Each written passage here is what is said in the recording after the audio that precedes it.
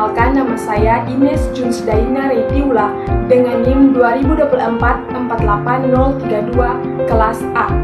Dalam video ini, saya akan menjelaskan tentang materi ekoteologi, yang dimana isu yang saya bahas adalah perubahan iklim. Pengertian ekoteologi. Ekoteologi adalah cabang teologi yang mempelajari hubungan antara iman agama, terutama agama Kristen, dengan isu-isu lingkungan hidup. Ekoteologi berfokus pada pemahaman tentang bagaimana ajaran agama, khususnya ajaran Kristiani, dapat mendorong umat manusia untuk merawat dan menjaga alam semesta sebagai ciptaan Tuhan. Tujuan utama dari ekoteologi adalah untuk menghubungkan keyakinan spiritual dengan tindakan praktis dalam menjaga kelestarian lingkungan dan keberlanjutan hidup manusia serta makhluk hidup lainnya. Nah teman-teman, jadi isu yang saya pilih yaitu perubahan iklim. Alasan saya memilih isu ini karena perubahan iklim adalah isu lingkungan yang sangat relevan dan mendesak saat ini.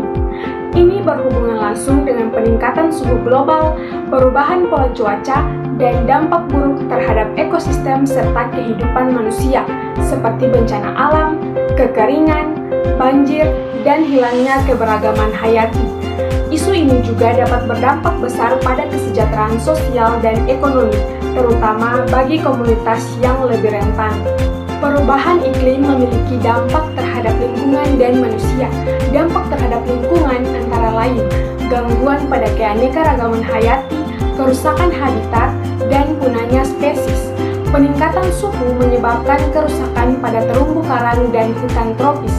Sedangkan dampak terhadap manusia adalah dampak sosial ekonomi seperti kerugian hasil pertanian, bencana alam, dan ketidakpastian sumber daya air. Menurut laporan Intergovernmental Panel on Climate Change, suhu global telah meningkat lebih dari 1 derajat Celcius sejak era praindustri. Penggunaan bahan bakar fosil, deforestasi, dan perubahan penggunaan lahan adalah penyebab utama emisi gas rumah kaca yang memperburuk perubahan iklim. Penyebab utama dari perubahan iklim yang pertama emisi gas rumah kaca. Aktivitas manusia seperti pembakaran batu bara, minyak dan gas alam mengeluarkan karbon dioksida yang mempercepat pemanasan global. Yang kedua yaitu deforestasi, penebangan hutan untuk perkebunan dan pembangunan mengurangi kemampuan bumi menyerap karbon.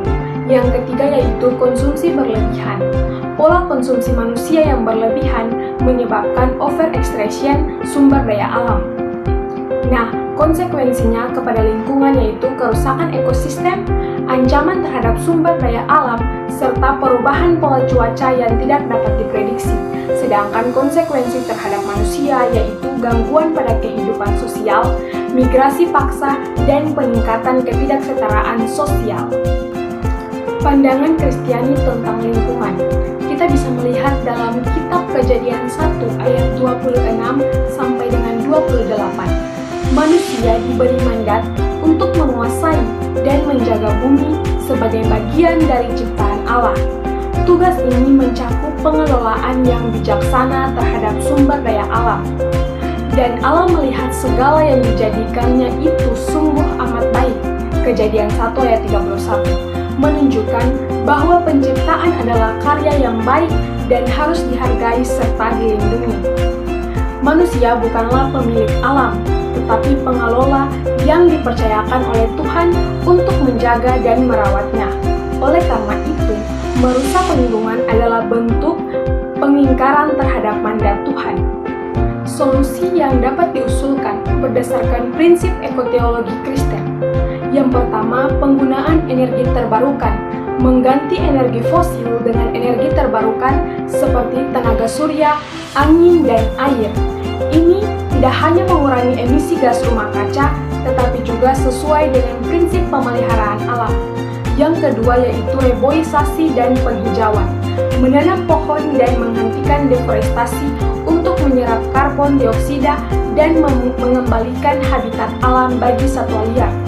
Yang ketiga yaitu pendidikan lingkungan, meningkatkan kesadaran umat Kristen tentang tentang pentingnya menjaga alam dan menjalankan tanggung jawab sebagai pengelola bumi. Ini bisa dilakukan melalui kegiatan gereja, seminar, dan penggunaan media sosial untuk mengedukasi masyarakat. Nah teman-teman, jadi solusi yang tadi sudah saya usulkan itu pernah saya lakukan.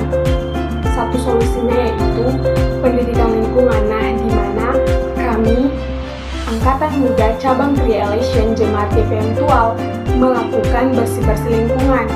Itu adalah program cabang kami. Nah, program ini kami adakan 1 bulan itu 2 kali. Jadi, kami Angkatan Muda Cabang Creation mengadakan bersih-bersih lingkungan atau kerja bakti di wilayah cabang kami. Kesimpulan dari materi ekoteologi adalah bahwa agama dapat memberikan panduan moral yang kuat untuk tindakan ekologis. Ajaran agama seringkali mengajarkan nilai-nilai seperti cinta kasih, keadilan, dan penghargaan terhadap ciptaan Tuhan yang dapat mendorong umat manusia untuk menjaga kelestarian alam. Ekoteologi juga menekankan pentingnya kesadaran spiritual dan etika lingkungan dalam menghadapi krisis ekologis global, serta mengajak umat manusia untuk berperan aktif dalam melindungi bumi demi kesejahteraan bersama.